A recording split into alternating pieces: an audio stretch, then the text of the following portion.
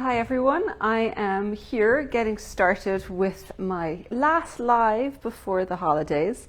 I'll probably have one brief one next week where I pop in to say hello, but for the general schedule lives, today is pretty much the last one. It's very difficult not to get into some serious holiday mode around here. We're kind of, the fact that Laura brought in mince pies today is a pretty good example of that. Definitely felt super holiday and festive. For anyone who's watching from the US, you probably have no idea what a mince pie is. I'll try and explain it. It's kind of a very buttery pastry, and inside there's something. The filling is kind of a wet filling with kind of a sweet fruit. Usually kind of a dark brown color, because mince here would be what ground beef is known as, but it's got no meat in it. It's just a sweet little pie. And I still don't really know why it's known as mince pies. I do think that it looks like it, even though it doesn't taste like it. But you only see them at Christmas, and once Christmas is over, nobody produces mince pies. It's a specific Christmas thing.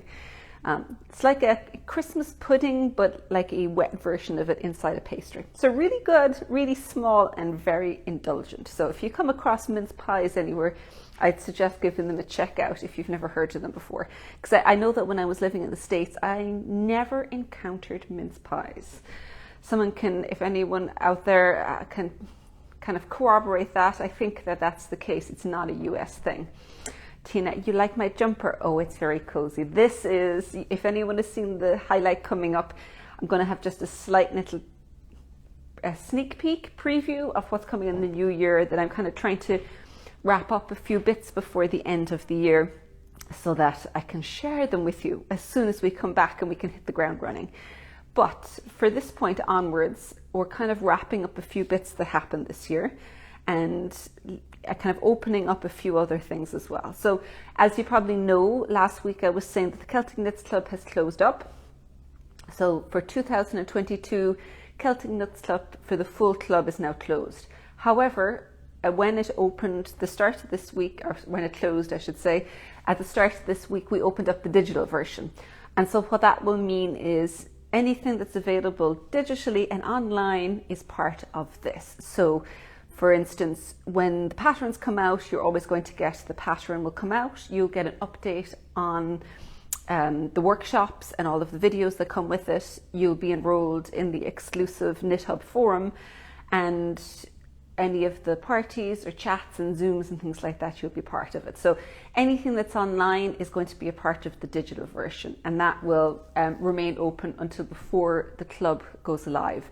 At that point, I would probably close it, because then I have a definitive list to make sure that everyone who needs to be updated going forward for any of the launch parties, that I'm not going to miss anyone, which potentially can happen if there's still people adding after that point. So come on in and join if you were kind of nervous about getting a full club or don't like shipping things internationally, then the digital version is probably going to be the one for you. Or if you think somebody would like it as a gift, probably the safest way of doing that is just getting a gift card for them. And then when you send the gift card onto them, it's a digital gift card, you can also send details of the club. And so that way they can enroll themselves. And so all the patterns will come to their email address.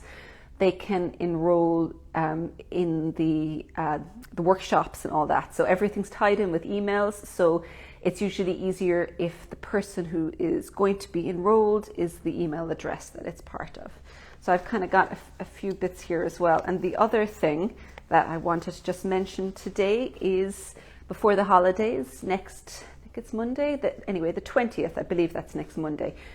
That's when our Seasons Club closes. So if you come to Stone Stitches right now, the Seasons Club is kind of the first little banner you'll see at the top of it. So we currently are open for winter season installments.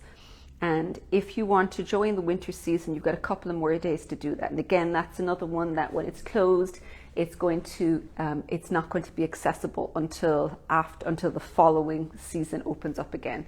So that one will have, this is why I'm holding this, the Gillette yarn. There's a few different colors. This is the subtle color, which I'm kind of partial to. I think this is a very pretty color, but that's the subtle color for the winter season Gillette. It'll have a pattern, workshops, and a couple of other little pieces that we're getting ready now. So we're preparing most of that before the holidays, so that when we come back, everything is going to can get out the door. So I'm juggling yarn here, my different yarn types, and I put this over here. So this yarn here is Blasta. This is the one from the Celtic Knits Club, and it's a double knitting yarn. And the sweater I'm wearing is actually made from it. And over here you can't quite see it. This was one that I've had people asking me about for the last couple of months, because I shared when I was beginning on it, because this is for one of my children. It was a top-down shawl collar cardigan that one of them had asked for. So I then went one extra, and their girlfriend, I said, well, why don't I do a sweater version for you? So the sample knitter has just finished a sweater version. As you can see, it's the same pattern, except this is the shawl collar and this is the sweater. It's oversized, and let me turn around here. Use a double moss stitch, and you can see the side of this here is staghorn cables, and it's done in Blasta, which, because it's a double knitting rather than Aran weight, I really quite like it, because it's just a little less bulky than Aran, but it's still plenty warm enough. So it feels like you've got a little bit more subtlety to it. This version here, I turn it around so you can see it a bit better. This one is in Burgundy Twist is the name of it. So it's a marl with the two together. And I wanted one in each, I'm watching people, I wanted one in two different style colors, because I think it looks quite different.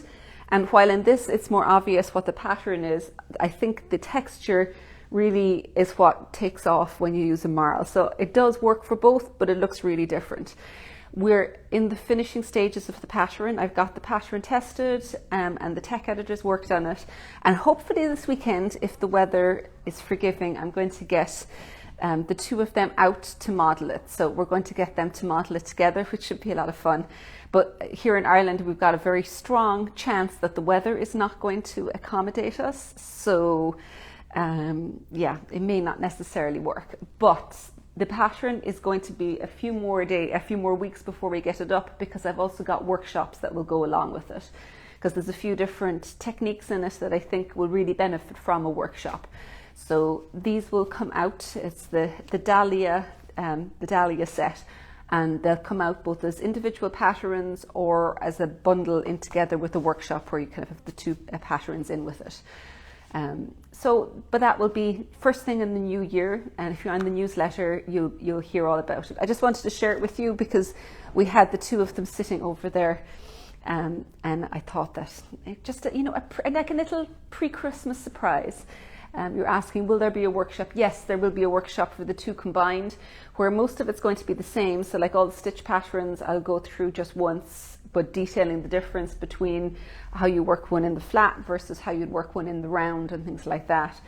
And then there's slight different shaping, so just talking about the shaping. But it's probably a kind of a nice learning one as well, because it's the same stitch patterns, but there's a little bit of variety with how the necks are shaped and things like that. So I can talk through how the shaping works and how you'd adjust it based on that. So yeah, there'll totally be a workshop for it, because there's lots of really enjoyable techniques in there. I was thinking about workshops actually over the last week, because somebody had asked me about two color. I'll come back to Elsa Louise on the question there. Somebody was asking me about two color cast-ons for brioche, and I said, oh, you can just use the Italian cast-on. So if you use the Italian cast-on, you'll know that you start with two strands, you twist the first stitch together, and then you're working back and forth from the front and back strand. And because of the way it's set up, that means that if you want to do a two color cast on, you just start with the two colors tied together, and then instead of having that first loop, you'll just kind of go through and you start beginning with, working from the front and from the back. But I don't actually have a video specifically of it. And there was also several more two color knitting techniques that I've never put on video. So the pattern originally several years ago I had done here in person for a class in Cork, like several years ago in fact, for doing two color brioche was the fingless. Was it the fingless? No, it was the furrow, beg your pardon, furrow mitts. And it starts off with 2-color Italian cast on, and then it started from there into 1-color brioche, then 2-color brioche, and then they had syncopation, and then there was increases in 2 colors. So there was loads of techniques in it, but it was still a very small pattern. So I think if anyone was interested, just pop up, if you are, just pop it up and say it. But I may go ahead and put a workshop together for that, I think, in the new year, because it seems like a very good way of learning a whole pile of techniques, but in a very small project. So there's not huge amounts of knitting in it, but there's loads and loads of things to learn. So it seems like an ideal kind of a pattern for a workshop. So that was kind of in the back of my head, because I do have quite a bit of workshops in relation to brioche, but they're very specific. So I've got the basics in brioche, I've got the 2-color shawl, so that is obviously 2-color, but it's 2-color work flat. And there's the brioche cardigan, and then there's obviously the brutock that I've just done. But this will be slightly different again, because I've nothing that has some of those slightly different techniques and cast-ons. And I've never even looked at syncopation, which sounds far more interesting than it is. It's like, I don't know if anyone has come across syncopation in brioche. Normally you've got your dominant color, which is the one that the knit stitches look on, and then your main color, and your background color is going to be the other one. When you do syncopation, all you do is you flip them around. The one that had been the background color, you just begin doing those as the brioche knit instead of brioche purl when you're going in the round, and it just flips it around from one to another. But it's got this really fancy name, so it sounds like you're doing something far more complex than it is. But I just kind of like saying syncopation. It's just a cool word, right? So that's kind of some of the things that I'm thinking about for the new year. But coming up to the end of this year, just if you are interested in that Celtic Knits Digital, make sure you jump in and get it. And if you want to just sign up for the seasons, make sure you do it in the next couple of days, because I've had several people come up at the end of the Celtic Knits Club really disappointed because they missed out on it. So if you're hovering and thinking about the Seasons Club, then now's the time to jump in. So just over the next couple of days or this weekend, just go ahead and sign yourself up. If you're not sure you want to have something that's coming every season, then you have the option of just doing the single season and just getting that one little kit for yourself. So it's a good Christmas present, or just tell somebody that they've got to get you a Christmas present early, because it's going to be gone by the time Christmas is there. So I'm going to say goodbye to, oh, hang on, I was trying to remember.